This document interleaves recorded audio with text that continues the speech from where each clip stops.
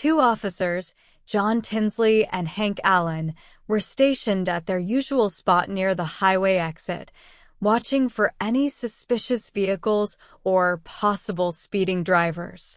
John was young, fresh out of training, eager to impress. Hank, however, was a grizzled officer, years of patrol making him sharp but often wary of people from the city. Just as Hank took a sip from his cooling coffee, a sleek black van approached. Without any real reason, just a hunch, Hank decided they should check it out.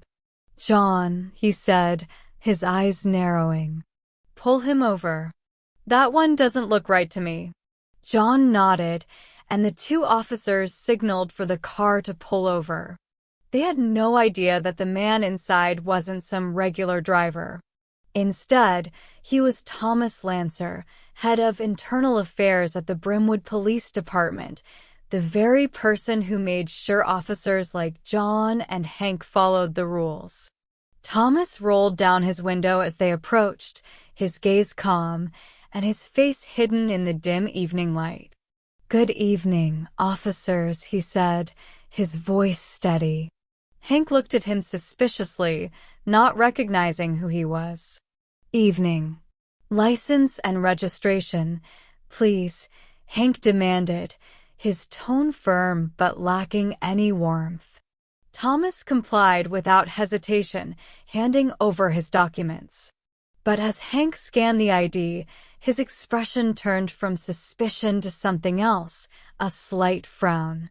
He'd heard the name Thomas Lancer before.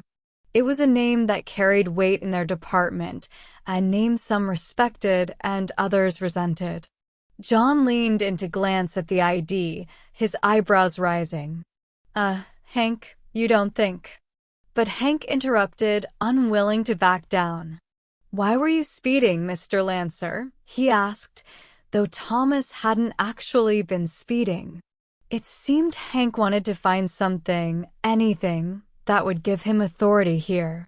"I wasn't speeding, Officer Allen," Thomas replied, his tone respectful. "Is there a problem?"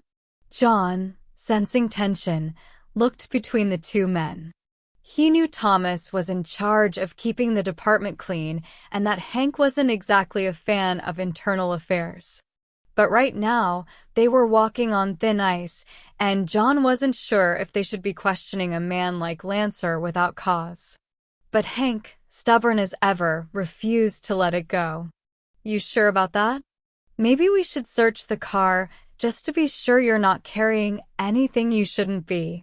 Thomas didn't flinch, only looking at the two men with a quiet, steady gaze. "If you insist, Officer Allen.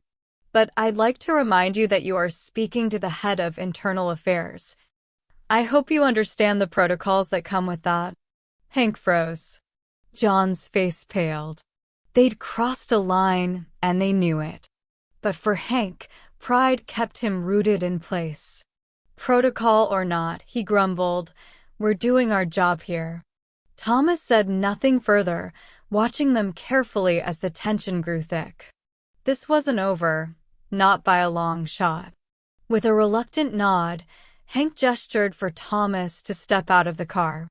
"Please step out, Mr. Lancer," he said, his voice holding a hint of unease now.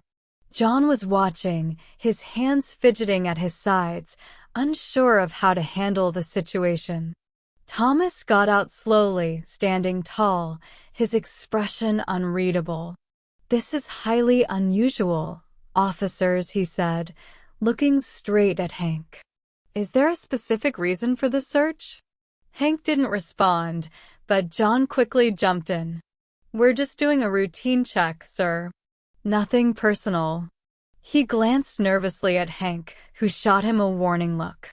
Thomas gave a short nod and stepped aside, watching as Hank started to search through the car. John stood awkwardly by, clearly uncomfortable but not wanting to challenge his senior officer. A few minutes into the search, Hank's face twisted with frustration as he found nothing out of place.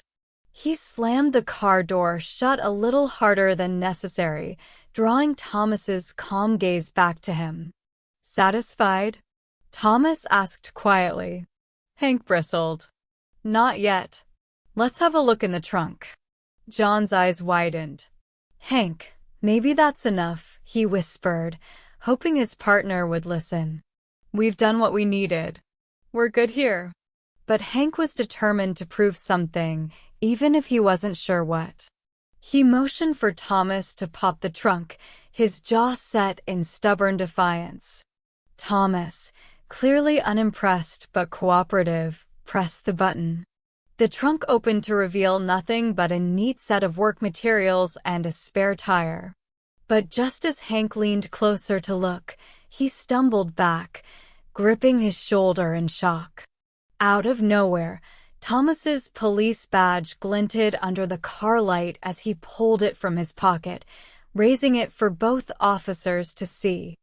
I think we've done enough here, officers, he said firmly, his voice carrying a quiet authority. John gulped, eyes wide, feeling the weight of the situation finally sink in. Hank, finally realizing he was out of his depth, let out a bitter sigh and muttered, Let's wrap this up. But Thomas wasn't finished. Thomas took a step forward, his gaze locked on Hank. You know, Officer Allen, misuse of authority isn't something I take lightly. I'll be filing a full report on this incident. Brimwood doesn't need officers who think they're above the law. Hank clenched his fists, but he knew he had no defense. Thomas's badge and title made any argument pointless. John, sensing the gravity of the moment, stepped forward. Mr. Lancer, please. We were just doing our job. There was no harm meant. His voice was pleading, hoping to ease the tension. Thomas regarded him with a faint smile. John, you're new, and I can see that you tried to do the right thing. I'll make sure that goes into the report. But Alan here, well, that's another story.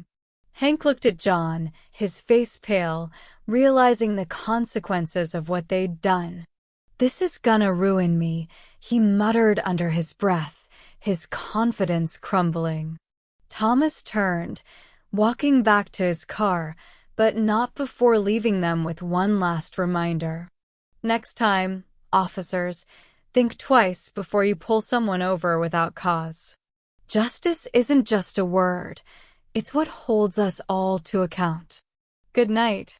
With that, Thomas drove off, leaving John and Hank standing there in silence. The lesson was clear. Authority came with responsibility, and the abuse of it had consequences. As Thomas disappeared into the night, the weight of his words lingered in the air, a powerful reminder that justice isn't about power, it's about the truth.